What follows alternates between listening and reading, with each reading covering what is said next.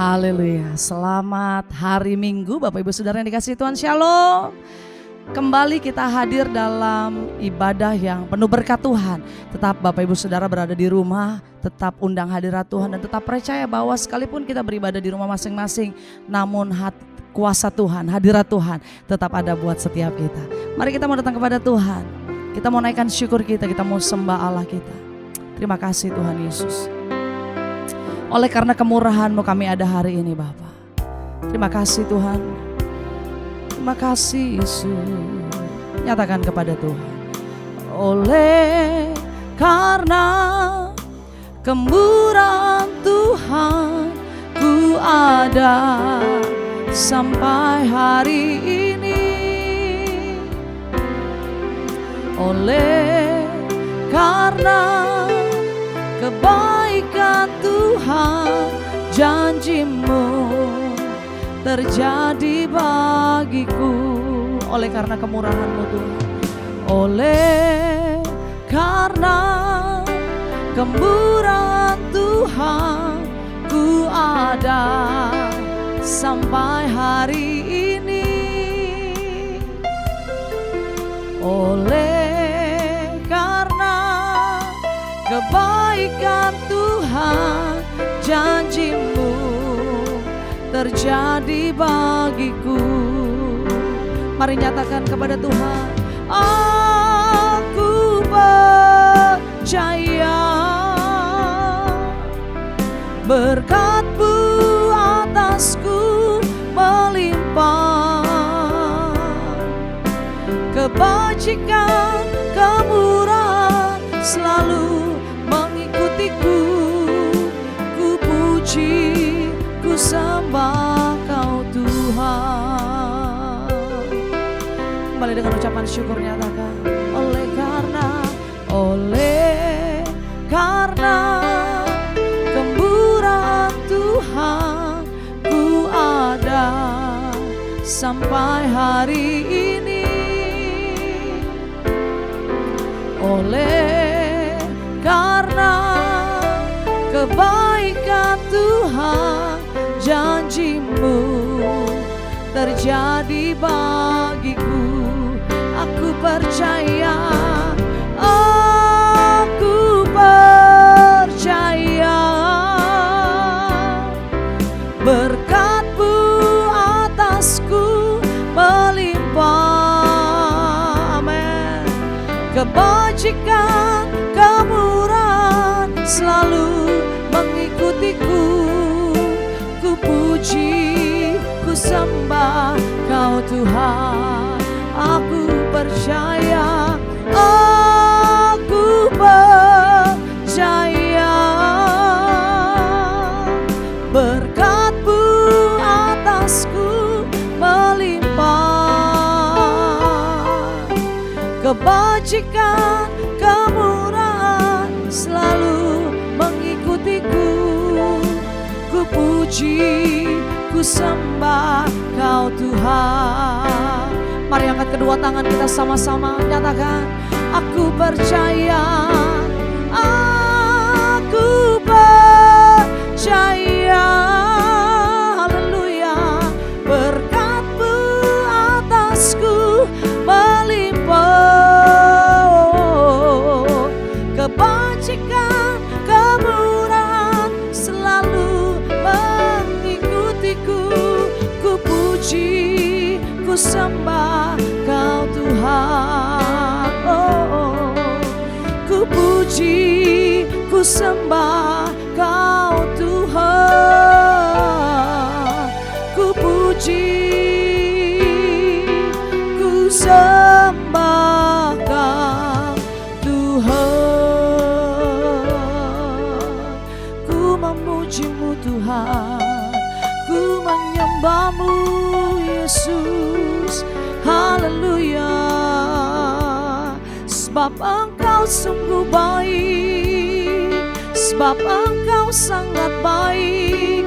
Terima kasih Yesus.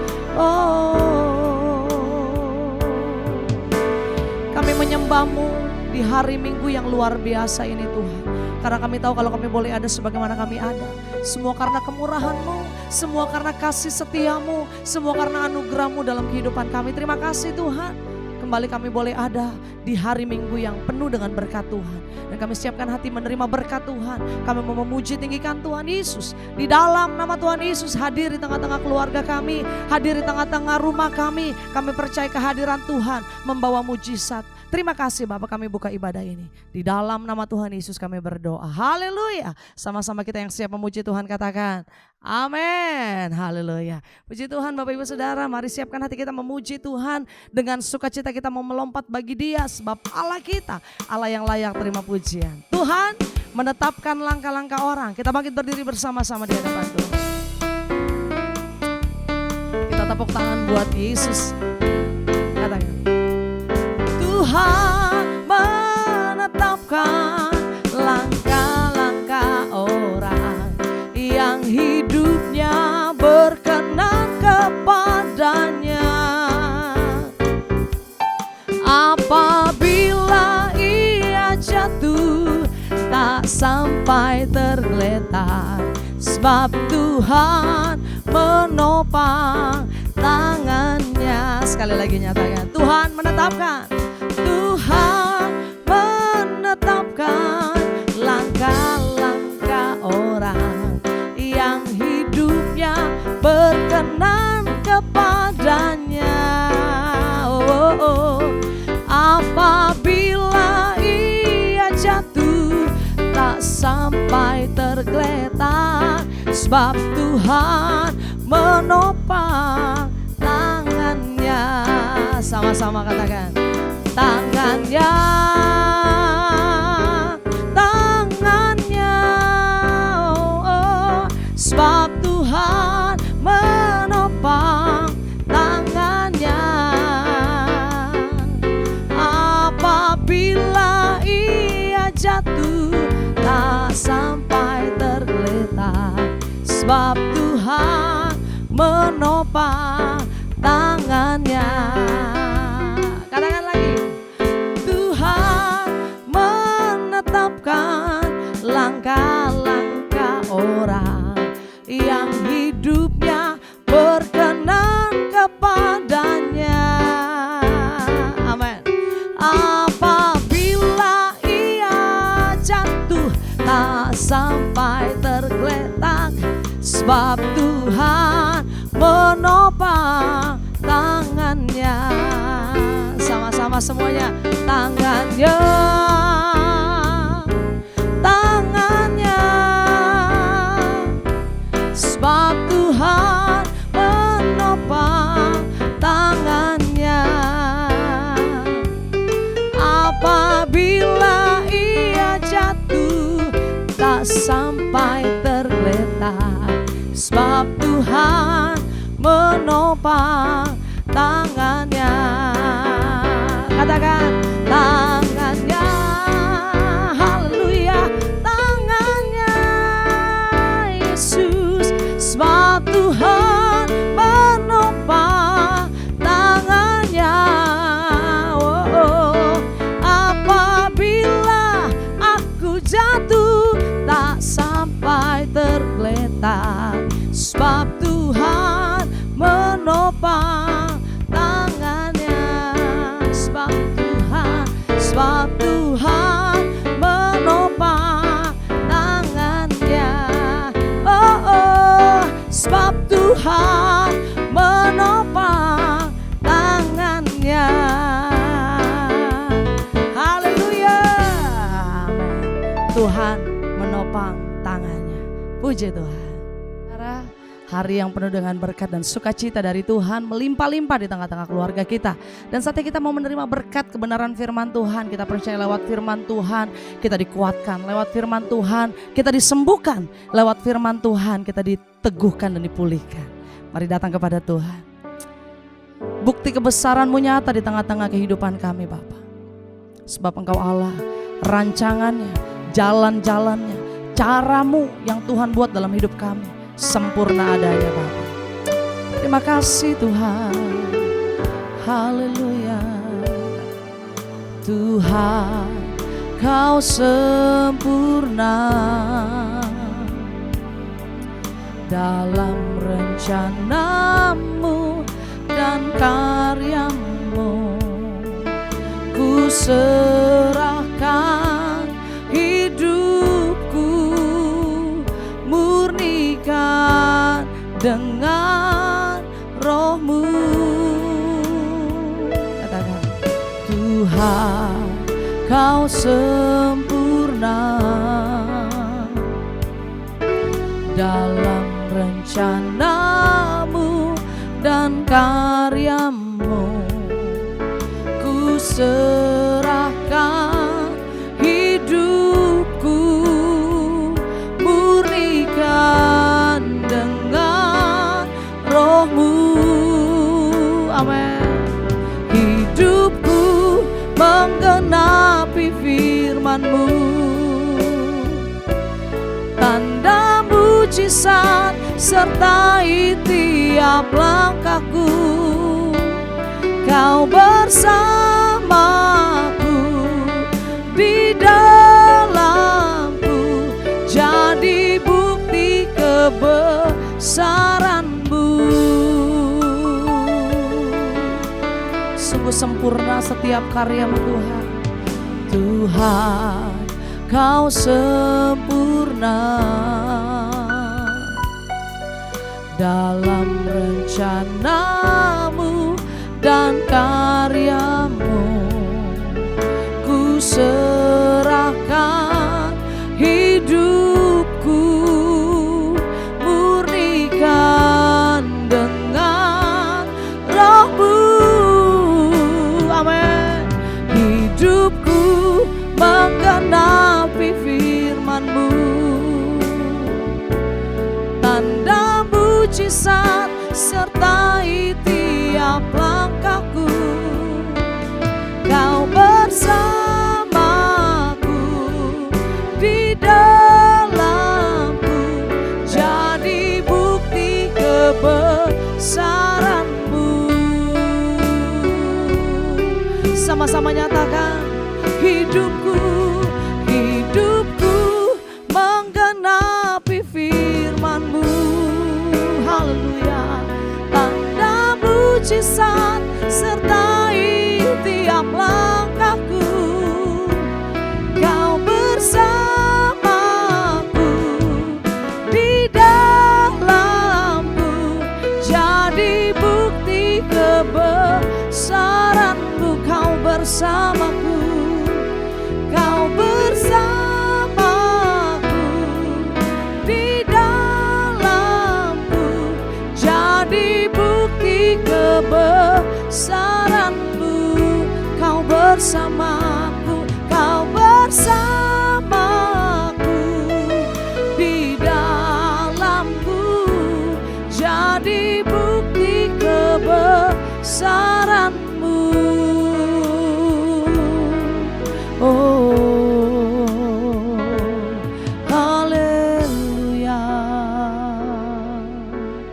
Baik Bapak Ibu, saatnya bagi kita untuk kita mendengarkan firman Tuhan. Sekali lagi saya undang kita untuk bangkit berdiri. Kita akan berdoa menyambut kebenaran firman-Nya.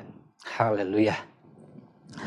Bapa, kami bersyukur, berterima kasih untuk kesempatan hari ini. Kami boleh kembali dilayakkan untuk kami datang ke hadirat-Mu, walaupun kami beribadah secara online yang mungkin sampai hari ini sudah berjalan selama kurang lebih 6 bulan. Namun Bapa tidak mengurangi rasa sukacita kami dan tidak mengurangi berkat rohani yang kami terima selama kami mengikuti ibadah online ini.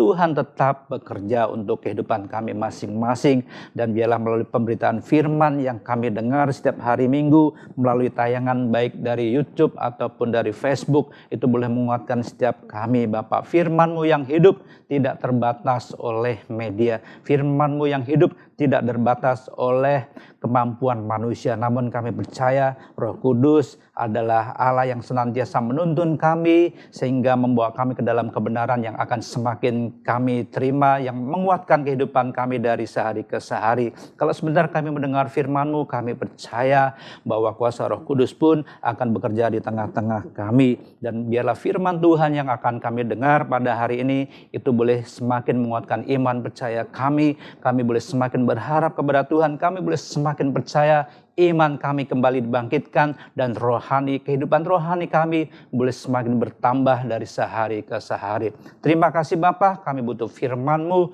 karena firman-Mu yang akan menguatkan kehidupan kami, dan biarlah firman yang akan kami dengar pada hari ini itu bukan ide atau konsep manusia semata-mata, melainkan apa yang akan kami dengar itu adalah isi hati Allah sendiri. Berbicaralah bagi kami karena kami siap untuk mendengarnya. Di dalam nama Tuhan Yesus kami mengucap syukur dan berdoa. Bersama-sama kita katakan amin. Haleluya. Silakan duduk Bapak Ibu. Puji Tuhan. Kita berjumpa kembali dalam kesempatan Minggu tanggal 11 Oktober 2020. Saya percaya bahwa penyertaan Tuhan sempurna untuk setiap kita sampai hari ini. Keadaan kita mungkin tidak sesuai seperti apa yang kita harapkan, namun satu hal yang harus kita yakini dan percaya adalah bahwa kasih Tuhan tidak pernah berakhir dalam kehidupan kita. Pada hari ini saya ingin sharing bersama bahwa bagaimana cara kita meresponi rencana Tuhan. Ini menjadi sangat penting dalam kehidupan kita masing-masing. Saya percaya bahwa Tuhan memiliki rencana atas hidup kita masing-masing walaupun kita belum bisa melihat atau memahaminya. Rencana indah dan rancangannya adalah yang terbaik untuk kehidupan kita.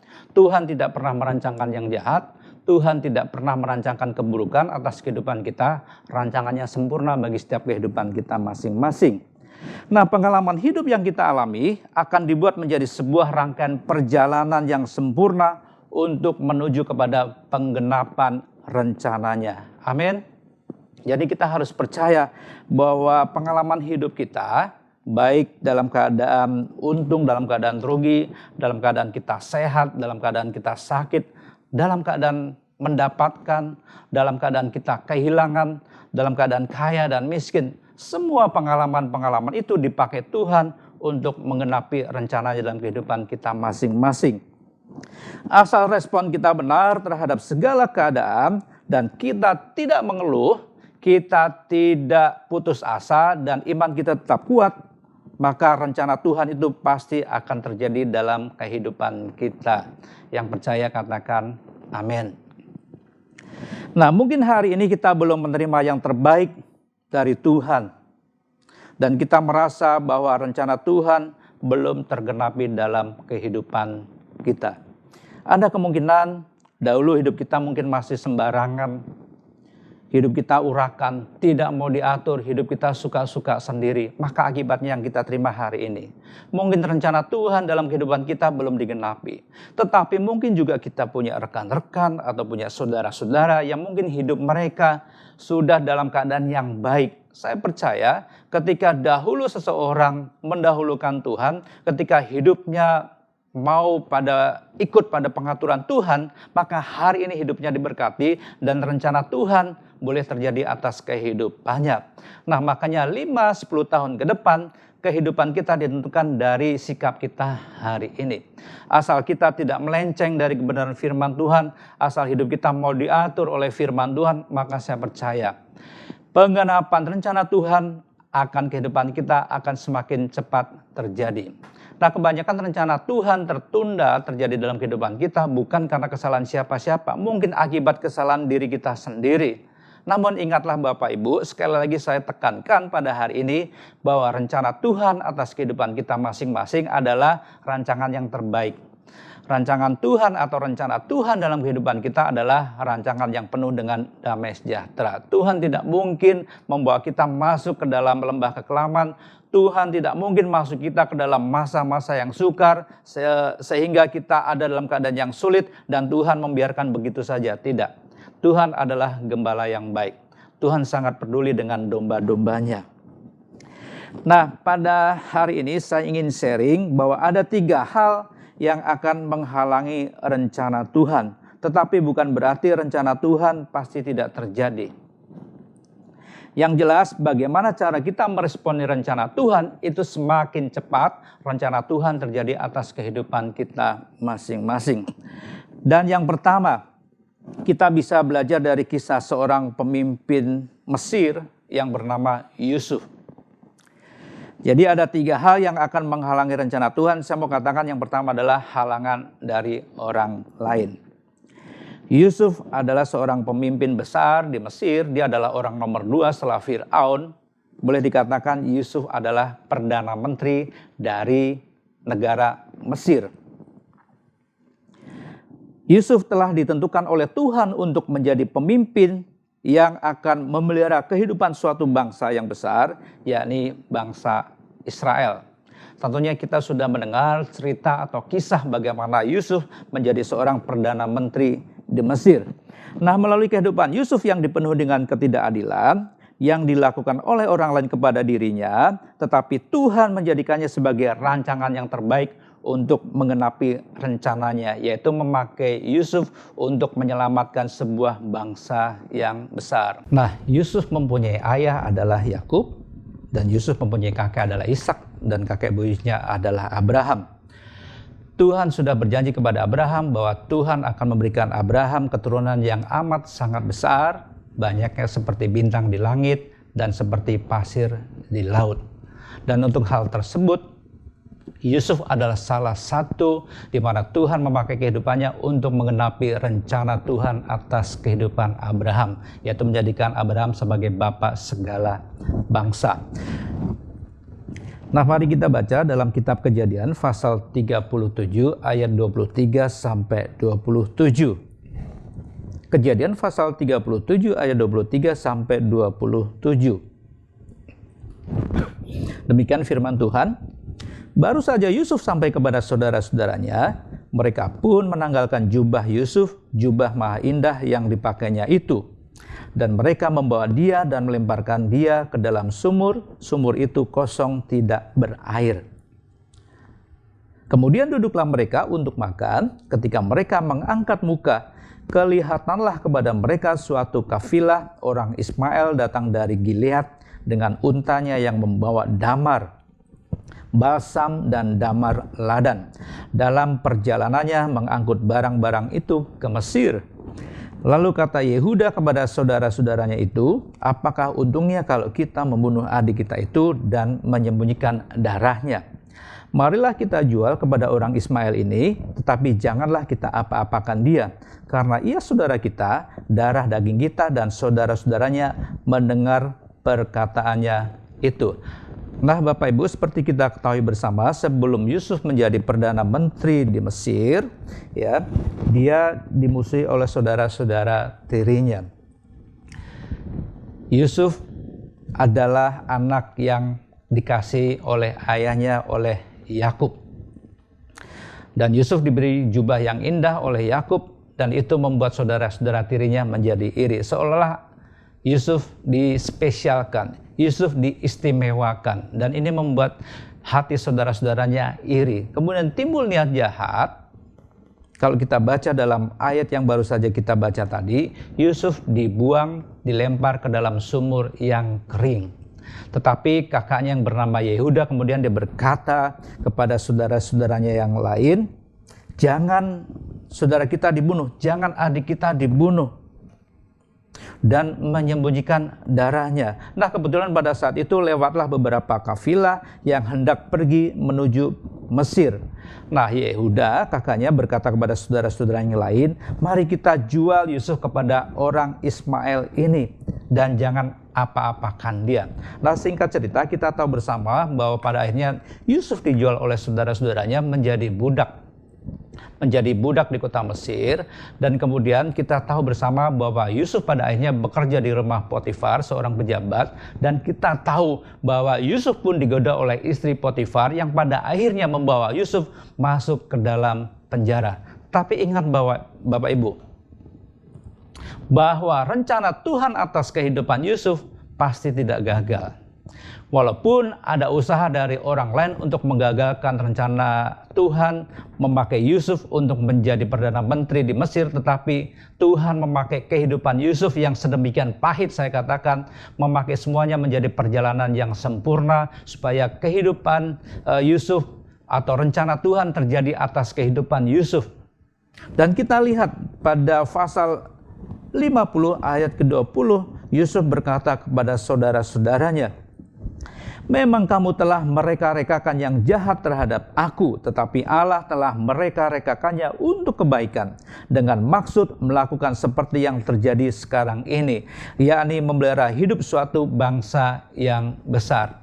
Kita bisa melihat kebesaran hati Yusuf ketika dia telah dilukai atau telah disakiti oleh saudara-saudara tirinya, tetapi Yusuf bisa berkata bahwa mereka sudah mereka-rekakan yang jahat, tetapi Allah mereka-rekakannya untuk suatu kebaikan. Dalam hal ini, Yusuf bisa melihat sesuatu hal yang besar. Bahwa pengalaman pahitnya, bahwa ketika dia difitnah, ketika dia dijahati oleh saudara-saudara tirinya, dia tidak menganggap bahwa itu sebuah kemalangan yang besar. Dan hal ini sikap dari Yusuf, atau hati yang begitu penuh kasih, hati yang penuh kelemah lembutan dari Yusuf, rencana Tuhan cepat tergenapi dalam kehidupan Yusuf untuk memelihara suatu bangsa yang besar. Nah, bayangkan ketika Yusuf dia dijual oleh saudara-saudaranya menjadi budak, kemudian dia ada dendam kepada saudara-saudaranya, pasti rencana Tuhan juga tidak tergenapi. Kita melihat bahwa Yusuf punya respon yang baik. Dia tetap memandang kepada Tuhan. Hatinya tetap melekat kepada Tuhan. Dan apa yang bisa kita pelajari dari Yusuf? Pertama, Yusuf takut akan Tuhan. Dia memiliki integritas, dan firman Tuhan dalam Kejadian pasal 39 ayat 2 dikatakan, Tuhan menyertai Yusuf sehingga ia menjadi seorang yang selalu berhasil dalam pekerjaannya. Maka tinggallah ia di rumah tuannya orang Mesir itu. Yusuf takut akan Tuhan, memiliki integritas, dan hidupnya disertai Tuhan. Nah, respon kita penting supaya rencana Tuhan tidak gagal dalam hidup kita. Saya percaya kalau Tuhan sudah bertindak, sebetulnya tidak ada satu orang pun yang bisa menghalangi rencana Tuhan. Namun ingat bahwa Tuhan pun memberikan kita kehendak bebas, Tuhan pun memberikan kita satu hak untuk kita memilih mana yang baik, mana yang tidak. Mana yang berkenan, mana yang tidak. Tuhan memberikan hak prerogatif itu kepada kita masing-masing. Nah, makanya ketika kita mendapati satu keadaan yang mungkin membuat hidup kita tidak nyaman, membuat hidup kita tertekan, respon kita menjadi sangat penting. Kita melihat bahwa segala sesuatu kejadian dalam kehidupan kita dipakai Tuhan untuk membentuk kita supaya rencananya tergenapi atas hidup kita masing-masing. Jadi Bapak Ibu, jangan mengeluh. Kita tetap harus mengandalkan Tuhan. Sikap kita untuk takut kepada Tuhan, integritas kita harus kita tunjukkan. Memiliki integritas artinya antara ucapan dengan tindakan itu selaras. Betul? Kalau kita berkata kepada teman-teman kita, oh saya nggak pernah bohong kok, saya orangnya jujur, maka berlakulah demikian. Tapi kadang orang berkata lain, berkata kepada teman-temannya, oh saya orangnya jujur, saya nggak pernah bohong. Tapi dia bohong di mana-mana. Nah, ini artinya tidak memiliki integritas. Kita belajar untuk memiliki integritas. Ketika Yusuf digoda oleh istri Potifar, Yusuf tetap berkata, aku takut kepada Tuhanku. Padahal, kalau secara kesempatan, mungkin Yusuf bisa berselingkuh, kesempatan untuk berselingkuh amat sangat besar. Tetapi Yusuf tidak melakukan hal ini. Yusuf punya integritas dan dia takut akan Tuhan. Makanya rencana besar untuk Yusuf boleh terjadi dalam kehidupannya. Nah, makanya Bapak Ibu, ketika ada orang lain ingin menghalangi rencana Tuhan terjadi atas hidup kita, respon kita harus baik. Ya, kita harus menganggap bahwa semuanya itu adalah bagian dari rencana Tuhan yang mulia atas hidup kita masing-masing. Orang lain boleh menghalangi rencana Tuhan, tetapi rencana Tuhan tetap terjadi. Yang penting respon kita benar. Nah, halangan yang kedua dalam rencana Tuhan terjadi atas hidup kita adalah halangan yang datang dari diri sendiri. Kita belajar dari kisah Nabi Yunus. Yunus pasal 1 ayat 1 sampai 3. Ya, yang pertama itu adalah halangan dari orang lain. Yang kedua adalah halangan dari diri sendiri. Yunus pasal 1 ayat 1 sampai 3. Datanglah firman Tuhan kepada Yunus bin Amitai demikian. Bangunlah, pergilah ke Niniwe, kota yang besar itu berserulah terhadap mereka, karena kejahatannya telah sampai kepadaku. Tetapi Yunus bersiap untuk melarikan diri ke Tarsis. Jauh dari hadapan Tuhan, ia pergi ke Yafo dan mendapat di sana sebuah kapal yang akan berangkat ke Tarsis. Ia membayar biaya perjalanannya, lalu naik kapal itu untuk berlayar bersama-sama dengan mereka ke Tarsis, jauh dari hadapan Tuhan. Yunus menolak perintah Tuhan untuk memberitakan kabar keselamatan kepada penduduk kota Niniwe. Tuhan memerintahkan Yunus untuk pergi ke kota Niniwe, tetapi Yunus pergi ke kota Tarsis. Yunus telah menghalangi rencana Tuhan untuk menyelamatkan penduduk kota Niniwe dengan keputusan untuk pergi ke kota Tarsis. Pertanyaannya adalah demikian. Apakah penduduk kota Niniwe pada akhirnya diselamatkan? Ia diselamatkan karena kasih Tuhan ada pada kota Niniwe. Nah, mengapa Yunus sudah menghalangi rencana Tuhan dalam hidupnya, tetapi rencana Tuhan tetap tergenapi? Ada satu hal yang baik yang dimiliki oleh Yunus. Walaupun dia pada awalnya menolak untuk pergi ke kota Niniwe, pada akhirnya kota Niniwe pun diselamatkan. Dan kalau kita baca dalam kitab Yunus pasal 1 sampai 4, kita melihat bahwa ketika Yunus memberitakan kabar baik, kemudian penduduk kota Niniwe bertobat, Yunus pun menyesal. Ya, ini sebetulnya untuk sekelas Nabi Yunus ini adalah hal yang nggak baik, ya. Sudah memberitakan kabar baik kepada orang berdosa, kemudian orang berdosa itu bertobat, tapi malah dia menyesal. Nah, ini sisi manusiawi dari Yunus. Tetapi ada satu hal yang baik yang dimiliki oleh Yunus. Ya, kita baca Yunus pasal 4. Maksud saya Yunus pasal 1 ayat 11 sampai 12. Yunus pasal 1 ayat 11 sampai 12. Bertanyalah mereka, akan kami apakan engkau supaya laut menjadi reda dan tidak menyerang kami lagi, sebab laut semakin bergelora. Ketika Yunus naik ke kapal menuju Tarsis, pada akhirnya di tengah perjalanan banyak angin sakal, badai yang hendak memporak-porandakan kapal yang dinaiki oleh Yunus dan semua orang yang berada di dalam kapal itu. Dan orang-orang mulai ketakutan, kemudian pada akhirnya mereka mendapati Yunus dan akhirnya mereka bertanya, kami harus ngapain engkau supaya badai ini reda?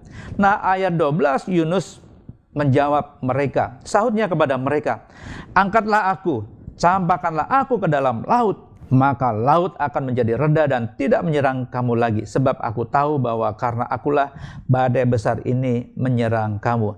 Dan ini adalah satu bentuk dari Yunus sudah menyadari kesalahannya, dia mau mengakui kesalahannya, dan dia sadar akan kesalahannya.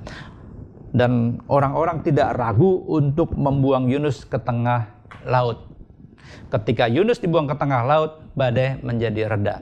Tetapi ingat, rencana Tuhan untuk menyelamatkan kota Niniwe pasti akan tergenapi.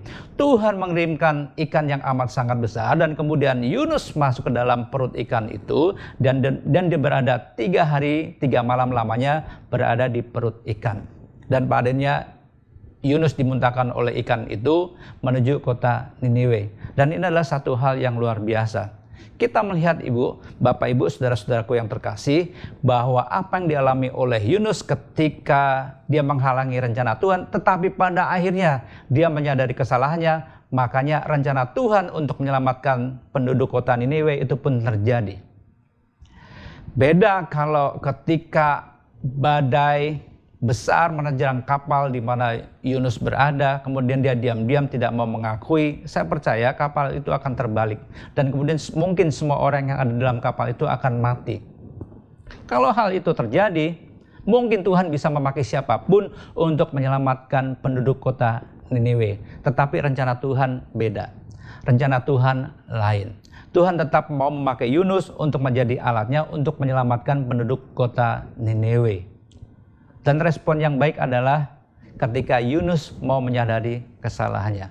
Walaupun kita menghalangi rencana Tuhan dengan sikap kita yang mungkin hari ini kita urakan, hidup kita suka-suka sendiri, tetapi kalau kita sampai kepada satu poin di mana kita menyadari kesalahan kita, maka kita pun akan mengalami rencana Tuhan terjadi atas kehidupan kita. Makanya respon itu sangat penting. Sadari kesalahan kita, sadari kekurangan kita, sadari apa yang menjadi penghalang di mana rencana Tuhan tidak terjadi dalam kehidupan kita.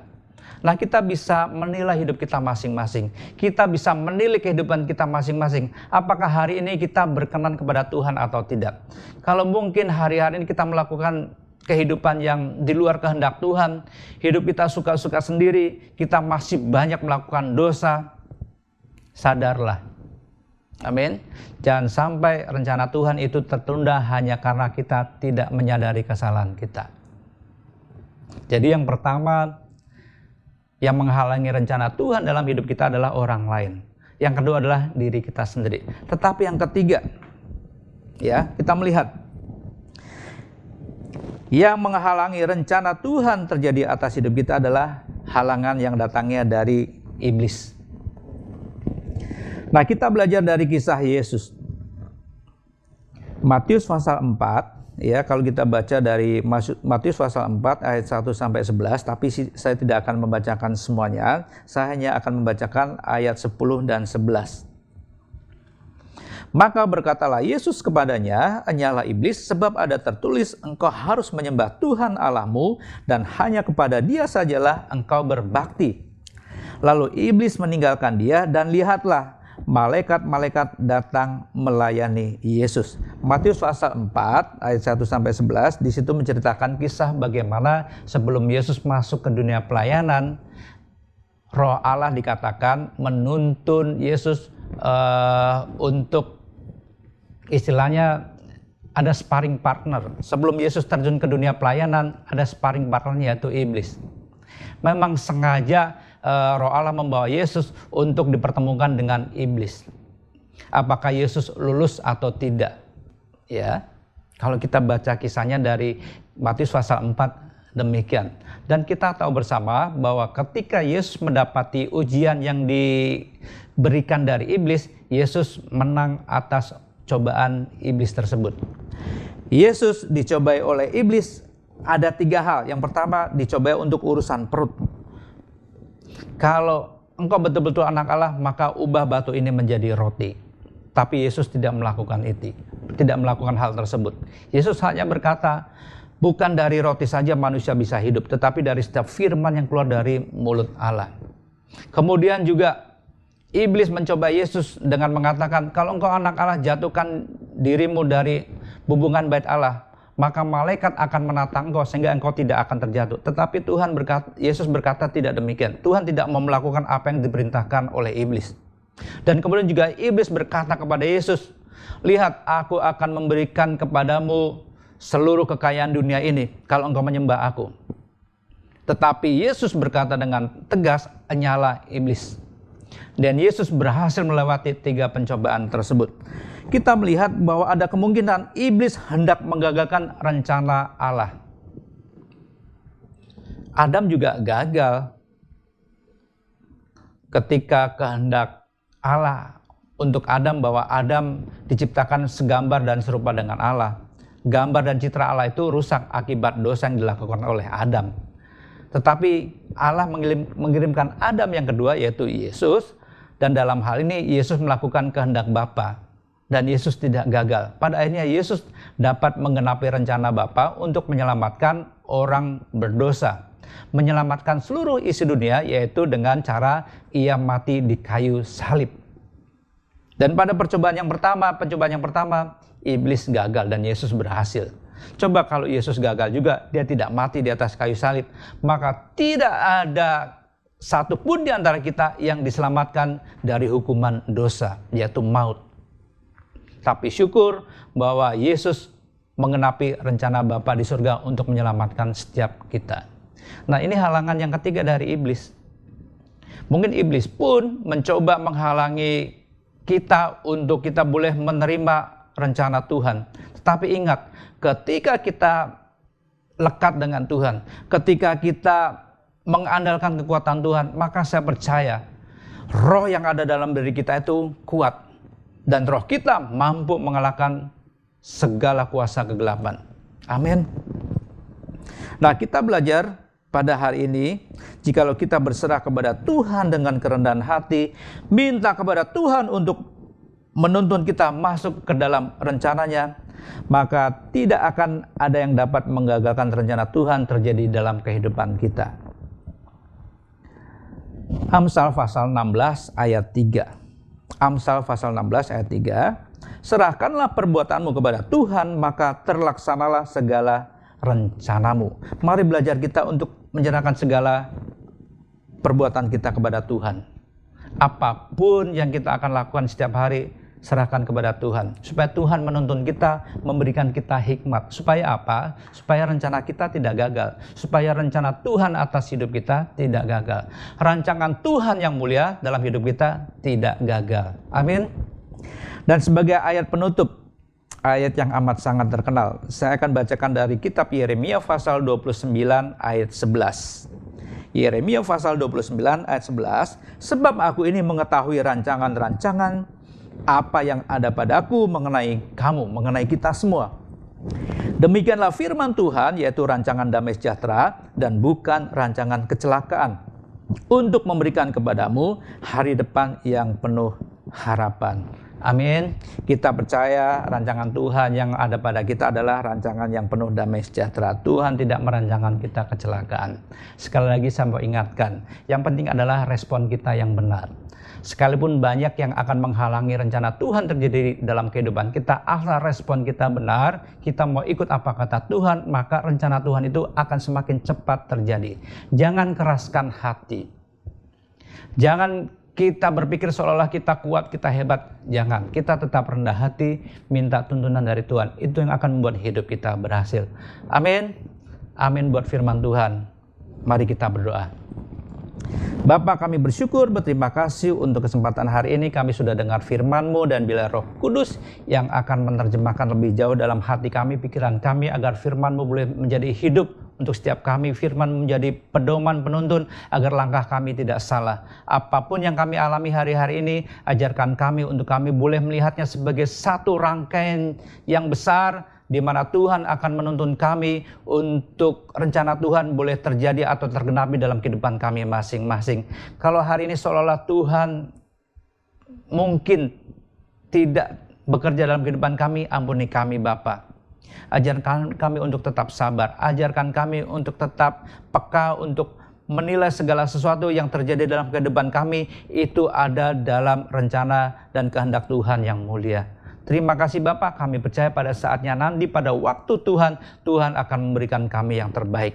Dan hidup kami boleh diberkati, hidup kami pun boleh menjadi berkat, dan nama Tuhan Yesus yang dimuliakan. Terima kasih Bapak, kami serahkan hari ini ke dalam tangan pimpinan Tuhan. Kami bersyukur untuk firman-Mu di dalam nama Tuhan Yesus. Kami bersyukur dan berdoa bersama-sama, kita katakan amin. Tuhan Yesus memberkati. Shalom, bagi jemaat GBI Glow FC Season City yang sedang mengikuti ibadah ini, mari kita saksikan church update kita untuk minggu ini.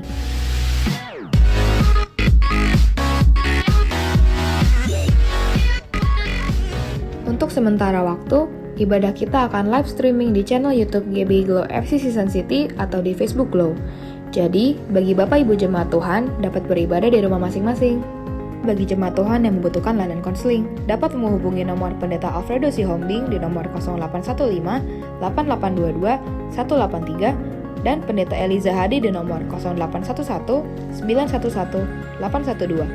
Bagi jemaat Tuhan yang membutuhkan pelayanan kedukaan, dapat menghubungi Saudara Boaz Tony di nomor 0812 9900 0109. Untuk informasi kegiatan gereja akan diinfokan melalui WA dengan menyimpan nomor sekretariat di nomor 0813 8688 8080 dan mengirim pesan WA dengan menuliskan nama di dalamnya.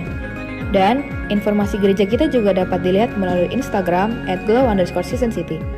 Jadi, bagi jemaat Tuhan yang membutuhkan informasi lebih lengkap, dapat menghubungi nomor telepon gereja di nomor 021 2907 1440 hingga 2.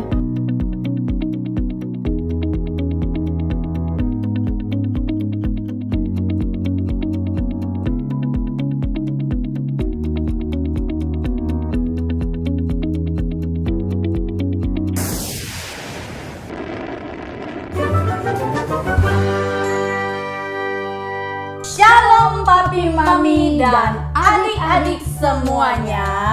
Kakak mau memberitahukan kepada orang tua yang mempunyai anak-anak, boleh diajak bergabung di aplikasi Zoom. Di sana AWK sudah ada ibadah online-nya loh. Nah, buat adik-adik yang mau mengikuti aplikasi Zoom, mengetahui ID dan passwordnya, bisa menghubungi nomor di bawah ini ya. Jangan lupa ibadahnya jam 11 pagi. Jangan lupa ya adik-adik, oke? Bye-bye. Tuhan Yesus memberkati. Haleluya. Baik Bapak Ibu, itu adalah informasi seputar kegiatan gereja kita. Itu boleh menjadi perhatian bagi setiap kita agar informasi yang sudah disampaikan itu boleh berguna bagi setiap kita ya. Bila mana Bapak Ibu masih membutuhkan hal-hal yang lebih jauh atau pertanyaan yang lebih jauh, boleh menghubungi saya dengan Pendeta Elisa Hadi ya. Di nomor yang tadi sudah dicantumkan dalam church update. Tuhan Yesus memberkati. Baik, saatnya bagi kita untuk kita mengakhiri ibadah kita pada hari ini. Sekali lagi saya undang Bapak Ibu, saudara-saudara sekalian untuk bangkit berdiri, kita mau berdoa. Nah, sebelum berdoa, kasih salam kanan, salam kiri, ya, senyum kanan, senyum kiri. Boleh suami cium istrinya, boleh peluk anak-anaknya, cium anak-anaknya ya, supaya di antara kita semua terjadi keharmonisan. Ada kebahagiaan, ada damai sejahtera, maka berkat-berkat Tuhan akan turun tercurah atas kehidupan kita. Amin. Sekali lagi beri tepuk tangan yang paling meriah buat Tuhan Yesus. Katakan Tuhan Yesus baik. Kurang keras. Sekali lagi, Tuhan Yesus baik, haleluya. Baik, kita mau berdoa mengakhiri ibadah kita pada hari ini. Tuhan, kami bersyukur, berterima kasih untuk kesempatan hari ini kami boleh memuji, menyembah nama Tuhan, dan di dalamnya kami juga sudah mendengarkan firman-Mu. Biarlah rangkaian ibadah yang kami dengar pada hari ini boleh semakin menguatkan iman percaya kami. Kami semakin diberkati oleh karena kami semakin mengasihi Tuhan. Hidup kami boleh semakin disempurnakan dari sehari ke sehari. Ampuni kami Bapak, sekiranya kami mungkin banyak mengeluh, kami tidak mengucap syukur. Ampuni kami Tuhan, kami mau belajar rendah hati, kami mau belajar mengandalkan Tuhan dalam setiap kehidupan kami. Apapun yang kami alami hari-hari ini, ajarkan kami untuk kami boleh peka melihat segala sesuatu bahwa itu adalah bagian dari rencana Tuhan yang sempurna, rencana Tuhan yang mulia, agar kehendak dan rancangan Tuhan itu terjadi dalam kehidupan kami masing-masing. Terima kasih Bapa. Sebentar kami mau mengakhiri ibadah kami, dan biarlah hari-hari kami Tuhan pun yang menuntun. Tidak lupa kami berdoa untuk setiap pergumulan kehidupan kami yang ada dalam beban berat. Biarlah Tuhan memberikan kami kelegaan. Sekiranya kami ada dalam sakit penyakit, Tuhan memberikan kami kesembuhan. Mungkin kami juga ada masalah keluarga, Tuhan pun yang akan memberikan kami hikmat sehingga kami boleh cakap keluar dari semuanya itu. Terima kasih Bapak, kami percaya Tuhan akan memberikan kami yang terbaik. Tuhan akan menuntun kami ke dalam suatu kebahagiaan yang sempurna. Kami juga berdoa untuk Bapak Gembala beserta dengan istri, anak-anak, mantu, dan cucu yang ada. Biarlah Tuhan memberkati Gembala kami, Pendeta Roni Sukamto. Biarlah Tuhan yang senantiasa memberikan hikmat, memberikan damai sejahtera, sukacita. Tuhan memberkati semua sisi kehidupannya, baik dalam pelayanan ataupun dalam semua bentuk usahanya. Tuhan memberkati. Biarlah Bapak Gembala tetap dalam keadaan yang sehat. Tuhan memberikan hikmat-Mu, tambahkan urapan agar apapun yang dilakukan itu boleh menjadi berkat bagi setiap kami, domba-domba-Mu di GBI Glow Season City ini Bapak. Terima kasih Tuhan, dan kami berdoa untuk setiap pelayan yang ada, setiap jemaat yang ada. Tuhan memberkati kami semua dengan yang terbaik. Kami percaya Tuhan tidak meninggalkan kami. Juga kami berdoa untuk pemerintah kami Bapak. Biarlah Tuhan memberkati pemimpin kami dari presiden hingga pemimpin yang terkecil sekalipun. Tuhan memakai setiap pemimpin kami agar mereka boleh menuntun, memimpin bangsa Indonesia ini untuk menuju kepada sesuatu yang baik, kepada satu kehidupan yang penuh dengan damai sejahtera. Kami berdoa Bapak, biarlah kota kami penuh dengan kebaikan. Sekiranya ada pemimpin kami yang mungkin melakukan hal-hal yang di luar kehendak Tuhan, biarlah Tuhan sendiri yang akan menegur mereka. Tuhan yang akan memberikan hikmat sehingga dia boleh melakukan yang terbaik untuk kepentingan bersama bangsa dan negara kami Indonesia ini. Terima kasih Bapak, kami bersyukur bila pandemi COVID ini yang masih terjadi di negara kami ataupun di mana-mana tempat, biarlah Tuhan yang akan menuntun lebih jauh Bapak, agar semuanya itu tidak menjadikan kami patah semangat, tidak menjadikan kami menjadi khawatir ataupun takut, melainkan kami boleh semakin berharap kepada Tuhan, kami boleh semakin mengandalkan Tuhan. Biarlah melalui semuanya ini Bapa, nama Tuhan Yesus dimuliakan. Kami tidak mau kehilangan damai sejahtera. Kami tidak mau kehilangan sesuatu yang baik yang Tuhan sudah sediakan bagi kami masing-masing. Terima kasih Bapa untuk keadaan kami. Kalau hari ini kami boleh sehat, kami boleh tetap ada dalam sukacita Tuhan. Kami bersyukur, berterima kasih. Dan pada akhirnya Bapak Ibu Saudara-saudaraku, arahkan hati kita kepada Tuhan. Pandang kemuliaan Allah. Angkat kedua tangan kita dan terimalah berkat. Tuhan memberkati engkau dan Tuhan melindungi engkau. Tuhan menyinari engkau dengan wajahnya dan memberi engkau kasih karunia. Tuhan menghadapkan wajahnya kepadamu dan melimpahkan engkau dengan damai sejahtera. Mari kita pulang dengan membawa kuat kuasa, tuntunan, bimbingan dari Roh Kudus yang akan menyertai kita mulai saat ini sampai Maranatha. Tuhan Yesus datang kedua kali di awan-awan menjemput kita kekasih-kekasihnya. Umat yang percaya dan diberkati bersama-sama kita katakan amin. Selamat hari Minggu, Tuhan Yesus memberkati.